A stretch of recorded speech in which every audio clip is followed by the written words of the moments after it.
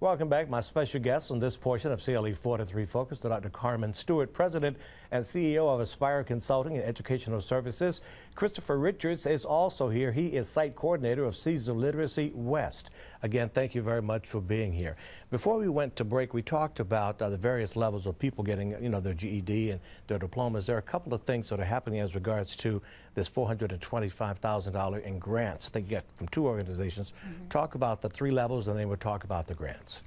Yeah, so a lot of people think when they think about the high school equivalency diploma, they hear the words GED, and in fact, most people say, "Oh, I'm going to earn my GED." That's really not accurate. What you're actually earning is an equivalency diploma from the state of Ohio. And what's happened recently is that the state of Ohio has allowed two other competing tests to come in. One is called the high set, and one is called the task. So now there's three different options, three different tests that students can take to earn that same high school equivalency credential. It's the same credential, so getting your GED, getting your high set, getting your task, all basically the same thing. Those are just three tests to earn that credential. But we're really thankful for, we've gotten this great grant from the Cleveland Foundation and also from the St. Luke's Foundation because they understand how important literacy is. They're both organizations that really care about the community and realize how big an impact it really has. When you think about the earning potential for someone who has a high school equivalency or diploma and a college education, the more education you get, the more you're going to earn on average. Talk a little bit about, it's a thing of pride, obviously, to get your high school equivalency or your diploma, but also earning potential. Yeah. Sure. Well, and so over the course of a person's lifetime, we always point out to folks that you earn about 43% less over the course of your lifetime if you don't have a high school credential. That adds up to almost $1 million for folks over the course of their lifetime if you just never go back. So we want to make sure that we're helping students increase that as much as possible. And how long is the program that you go through to get your equivalency if you come through Seeds of Literacy versus not going back? I always say that time is going to pass no matter what. Sure. If you do something or nothing, it's going to pass 1 second at a time, 1 minute, 1 hour, 1 day, 1 week, 1 month, 1 year. If you do something or nothing, so might as well use that time productively, correct? Yeah, so we run year-round, actually. We don't take a break for the summers even.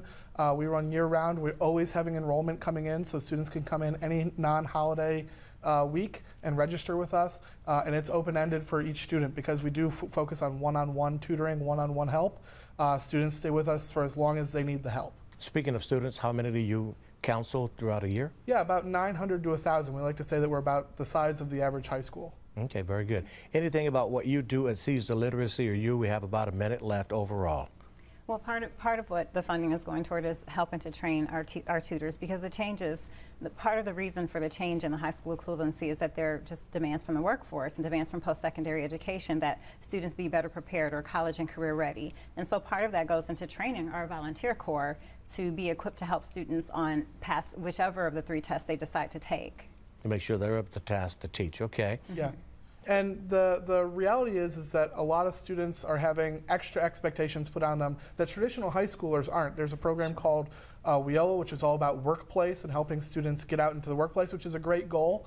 But as we were talking about earlier, your high school doesn't call to check up to make sure you actually got a job, but our students are expected to do that. And so it makes funding and it makes the reality of getting into the workplace harder for a lot of students. Excellent. Well, both thank you very much for coming. I appreciate your being here. The work you do is so very important. Thank you for what you do. Thank you very much for having me. Absolutely. Well, don't forget to check out this and past editions of CLE 43 Focus on our website at cleveland19.com. Thanks to my special guests for sharing their time and passions with us. My thanks to the crew, and of course, thank you for watching.